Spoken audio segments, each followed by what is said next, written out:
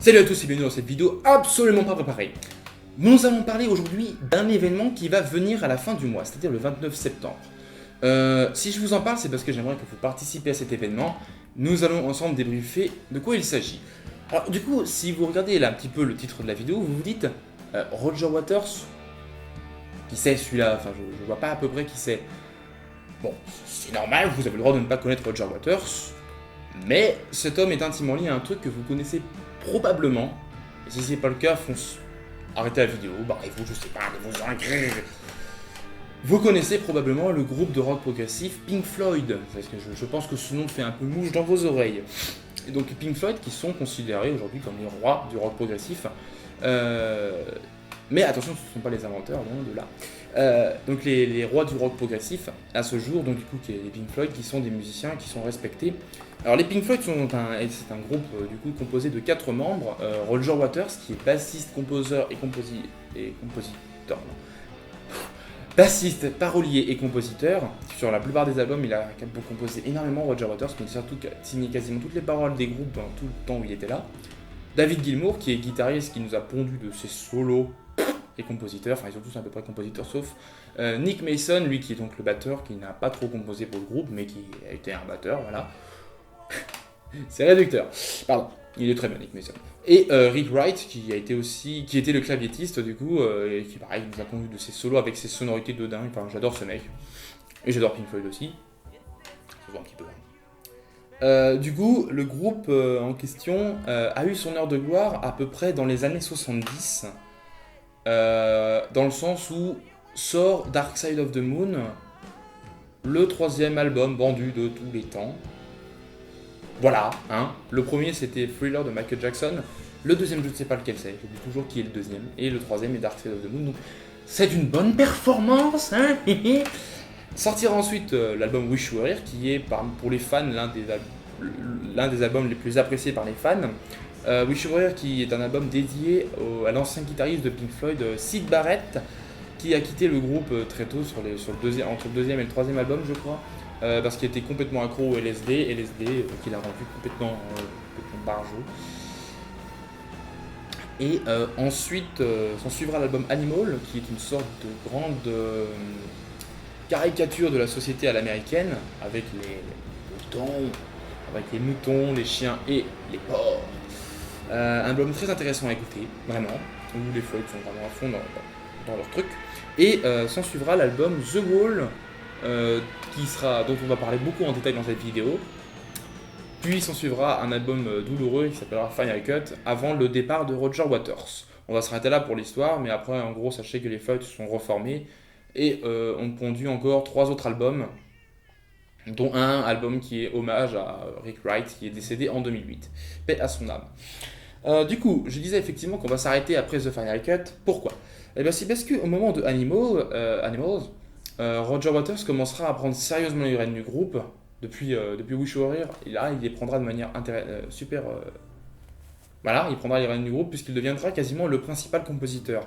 Sur The Wall, Roger Waters aura signé 22 titres 22 ou 23 titres sur un total de 26 titres, ce qui représente quasiment 90% de l'album. En sachant que 3 titres seront signés par David Gilmour et Bob Ezrin composera The Trial. Bob Ezrin, qui est producteur de l'album, composera The Trial suite à une idée de Bob Ezrin justement. Et voilà. Donc du coup en fait aussi sur The Wall, ce qu'il faut savoir c'est que Roger Waters a exclu le membre Rick Wright, donc claviétiste. L'a exclu temporairement de l'album, il a été réintégré pour la tournée qui s'en est suivie en 1980, tournée très importante. Ensuite, du coup, s'en suivra l'album Final Cut que Roger Waters signera à 100%. Les autres Floyd ne seront là juste pour l'interprétation. L'album est signé sur sa pochette, juste pour vous dire, un album composé par Roger Waters, interprété par Pink Floyd. Ça pose le ton. En 1985, du coup, Roger Waters quittera les Pink Floyd en jugeant qu'il n'a plus rien à apporter. Voilà. Et c'est vrai que Roger Waters a apporté énormément à Pink Floyd, énormément, notamment l'album The Wall. Donc voilà, celui-là je tenais à le mettre un peu à l'écart parce qu'on va en reparler en grand détail. The Wall est un album concept. Un album concept, en gros, c'est un album qui suit une ligne directrice, un fil rouge. C'est des albums qui sont plutôt rares quand même dans la musique en général. Ce sont des albums que moi j'apprécie tout particulièrement.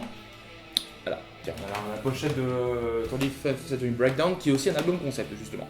Euh, du coup, et l'album concept du coup, de The Wall raconte l'histoire de Pink, qui est une rockstar dans les années 80, enfin début des années 70 plutôt. Une rockstar qui va connaître une vie de merde et qui va en fait commencer à s'isoler mentalement du monde. Alors en gros, l'histoire prend place dès la naissance de ce pauvre Pink, parce que son père sera mort à la guerre. D'ailleurs, une anecdote intéressante aussi, c'est que le père de Roger Waters est également mort à la guerre, et l'album est très intimement lié à Roger Waters. On en reviendra plus tard. Là, donc, le pauvre Pink perd son père à la guerre, et il lui demande qu'est-ce que tu m'as laissé, papa? Tu m'as laissé une brique dans le mur. Ensuite, le Pink grandit et arrive à l'école avec un professeur à peu près, enfin plusieurs professeurs qui sont tous très tyranniques, voulant calquer le Pink dans le modèle de la société, mais n'y arrivant pas puisque Pink se décale vers la voie artistique par son passé assez douloureux envers son père. En parallèle de ça, il sera surprotégé par sa mère qui l'incitera à construire ce mur. Qui l'incitera à construire ce mur, du coup, excusez-moi, je me touche le nez, parce que j'ai même touché le nez, c'est très intéressant, qui l'incitera donc à construire ce mur, et ensuite donc le Pink va grandir, va devenir une rockstar, va se marier à une femme, mais le problème étant que, étant dans une autre planète, sur une autre planète, carrément on peut le dire, le Pink ne parlera pas trop à sa pauvre femme, qui finira par le tromper un soir, là où Pink appellera sa femme, il se rendra compte qu'elle a passé son chemin. Et complètement désespéré, il achèvera son mur, le mur qui bâtit son isolement mental, le séparant de lui du reste du monde. Là, ça c'est le premier CD de l'album qui le résume. Le deuxième CD de l'album, lui, se concentre sur la vie de Pink derrière son mur, qui n'est pas franchement rigolote, si vous voyez ce que je veux dire, où il est complètement isolé, il ne voit personne, il désespère, et son désespoir va s'accélérer lorsque son producteur déboulera en sa chambre avec Pink complètement ailleurs, et suite à une injection du coup de conneries, pour tenter d'assurer le concert qui arrive, Pink va halluciner complètement, se prendra pour un dictateur néo-nazi, pour jurera des horreurs sur les juifs, sur les gros, sur les noirs, mènera à lui le parti des marteaux croisés. Le parti des marteaux croisés, donc un parti néo-nazi, et commencera à semer le trouble grâce à son public, commencera à semer le trouble dans toute l'Angleterre, jusqu'à ce que Pink stoppe l'hallucination par lui-même, assez d'être un dictateur, arrête l'hallucination, et il va se lancer dans un auto-procès mental, où tous ces traumatismes issus de première partie de l'album vont revenir le hanter, l'accabler de tous les péchés, et s'en soldera de ceci la destruction du mur. La destruction du mur qui va conclure l'album de The Wall. Donc voilà, j'ai été très détaillé, j'ai beaucoup détaillé l'album, c'est parce qu'il est très important de connaître sa structure pour apprécier l'album. Une fois qu'on connaît le truc, vraiment, c'est là que on apprécie totalement le machin.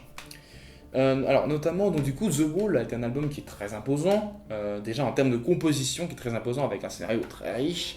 Et du coup, Roger Waters a eu l'idée d'organiser des tournées gigantesques. Déjà, avant The Wall, les concerts des Floyd étaient quand même vachement puissants. En général, à partir de Animal, les Floyd remplissaient des stades type des stades de France, des stades de Montréal, enfin voilà. Et avec The Wall, la tendance se confirmera qui sera quand même The Wall. J'ai oublié de le préciser, mais The Wall est le double album le plus vendu de tous les temps. Avec Dark Side of the Moon, sont les deux plus gros succès des Floyd. C'est plutôt pesant, je crois que c'est le 9ème album le plus vendu de tous les temps dans le classement général, je ne suis pas sûr, à vérifier. Voilà, The Wall pèse dans le milieu, et les Floyd aussi, avec genre... Voilà, du coup, pour ce qui est de la tournée, dans la tournée gigantesque qui s'en suivit en 1980 avec le reste des membres des Floyd, avec Rick Wright en musicien salarié, dans la tournée, le groupe... Enfin, la tournée consistera à produire un concert sur lequel est bâti un mur gigantesque de 10 mètres de haut au fur et à mesure de la première partie entre les musiciens et le public jusqu'à ce que le mur soit complet. Et là, on suit l'évolution du personnage à travers Roger Waters principalement et l'évolution de l'album jusqu'à la destruction finale du mur, donc dans The Trial, qui conclut l'album. Donc c'est quand même un projet qui est très théâtral, très imposant à interpréter en concert. et qui est super intéressant à regarder. Vraiment, The Wall, c'est quelque chose de méga intéressant. Et ce côté intéressant est rendu du coup par tout le travail fourni avec l'album, dans le sens où il y a beaucoup d'effets pyrotechniques, il y a un énorme jeu de lumière, c'est très théâtral, il y a un jeu d'acteurs de la part des musiciens. Il y a aussi des grandes marionnettes, des marionnettes gonflables qui sont marque de fabrique chez les Pink Floyd depuis Animal. Vraiment, voilà, les moyens ont été mis dans ce concert. C'est un concert qui est gigantesque. C'est un concert qu'on peut interpréter que dans les gros stades. Et donc, du coup, il y a eu une tournée en 80, The Wall a été interprété quelques fois ensuite, et une deuxième grosse tournée qui a eu débuté en 2011, donc bien après tous les événements qui ont suivi les Floyd. À ce moment-là, les Floyd sont à peu près réconciliés, mais ils n'ont pas reformé le groupe parce que David Gilmour et les autres en ont marre. Puis Rick Wright est mort en 2008. C'est plus trop possible, si vous voyez ce que je veux dire. Mais voilà, donc du coup, une nouvelle tournée en 2011 est organisée et le concert et le film dont je vous parle depuis tout à l'heure a filmé un concert qui a lieu en 2013. Alors je ne sais plus quelle est la ville, c'est fort probable que ce soit en Angleterre puisque c'est la terre natale des Pink Floyd. Et c'est là qu'une grosse partie des albums ont été interprétés. C'est probable que ce soit en Angleterre. Le concert a pris place en 2013. Et donc le film-concert retrace donc cette nouvelle tournée avec des moyens beaucoup plus importants que dans la première tournée de 80, dans le sens où le passage au numérique a aidé vraiment le côté technique de l'album. Je suis désolé, mon église a décidé de sonner il est 17h. Quand je tourne cette vidéo, donc voilà, mon église sonne, c'est sympathique. Mais du coup, The Wall a été un album très théâtral et avec beaucoup retravaillé pour les concerts, pour la nouvelle tournée, avec mis en disposition des moyens numériques notamment. J'ai vu un ou deux lives datant de cette tournée. Le mur toujours est bâti, les musiciens sont toujours là, enfin il y a des véhicules qui circulent. Et sur le mur est projeté un énorme projecteur avec différents trucs en rapport avec la musique. Enfin voilà, The Wall. Un projet très imposant et très abouti. Personnellement, c'est mon album préféré de tous les temps. Je pense que ça se voit un petit peu. Donc voilà, The Wall est un album qui me parle énormément et vraiment avec lequel j'arrive à m'identifier au plus haut point. Concernant du coup le film concert aussi, donc que vous allez voir, il sera donc diffusé, l'événement est créé. Dans le sens où en fait si je vous en parle assez tôt, c'est-à-dire que le film est diffusé à partir du 29, on va revenir sur ça, si je vous en parle assez tôt c'est parce que c'est pas juste qu'il est diffusé c'est qu'il est diffusé le 29 à 20h. C'est-à-dire que c'est un film à séance unique, une séance mondiale. Ne vous inquiétez pas, vous aurez probablement la chance d'assister à ce truc puisque le film est projeté dans énormément de salles en France. Je crois qu'on parle de 500 salles en France, je ne suis pas tout à fait sûr. Vous pouvez aller vérifier quelle est la salle, s'il y a une salle qui est concernée près de chez vous sur le site de Roger Waters, lien dans la description bien entendu. Vous pouvez aller vérifier s'il y a un cinéma à côté de vous qui organise. Au pire, vous allez aussi vous déplacer, vous allez voir le cinéma si vous avez les moyens bien entendu d'accéder à un cinéma assez important pour qu'il diffuse le film. Enfin voilà, donc c'est une séance mondiale, donc c'est le 29 septembre à 20h. Séance mondiale, une seule et unique. Donc si je vous en parle assez tôt, c'est parce que je vous conseille fortement d'aller réserver vos places. Pour une petite anecdote, je suis allé prendre mes places le 3 septembre, donc en début de mois, dans mon cinéma, le Multiplex Liberté à Brest, si vous voulez savoir. Je suis allé prendre ma place, lorsque je l'ai prise, une trentaine de places étaient déjà écoulées, sur 300, donc soit quand même 10% des places. Actuellement, je pense que facilement 70% des places de la plupart des cinémas sont déjà parties. Donc je vous conseille de vous manier le cul si vous souhaitez voir. Et pourquoi je vous conseille de vous manier le cul, c'est parce que c'est un projet que vous ne verrez pas deux fois. C'est pour vous dire que Roger Waters déjà a déclaré lui-même que la tournée de 2011 sera probablement la dernière tournée qu'il fera de The Wall. Et probablement qu'il n'interprétera plus jamais The Wall à travers le monde, sauf s'il y a un événement qui le parle à cœur, mais c'est très peu probable. Puisque Roger Waters c'est quand même déjà vieux, il a 72 piges le pépère. Il a eu son anniversaire il y a quelques jours d'ailleurs. 72 piges et c'est un vieux qui se porte très bien, faut l'avouer. Toujours bien énergique, faut dire, j'ai oublié son nom, zut. Paul McCartney n'est pas aussi bien conservé que Roger Waters, c'est dingue. Mais donc voilà, Roger Waters qui commence à se faire un petit peu vieux et ça se ressent. Mais voilà, qui prendra bientôt, il avait dit bientôt, qu'il prendra bientôt sa retraite musicale, retraite bien méritée, j'ai envie de dire. parce que le vieux, il a quand même, voilà, il nous a pondu de ces trucs. Mais voilà, donc tout ça pour dire qu'effectivement, l'occasion que vous avez de voir cette interprétation du concert est exceptionnelle. Alors, le film a été réalisé par Sean Evans et Roger Waters, mais Roger Waters, bon, qui est musicien, donc voilà. Le film aussi, normalement, si je ne me gourre pas, doit comporter des interviews entre Roger Waters et Nick Mason. Pour rappel, Nick Mason est le batteur de Pink Floyd. Alors, je ne suis pas sûr, mais je pense que Nick Mason a participé au concert. À vérifier. À vérifier pour info.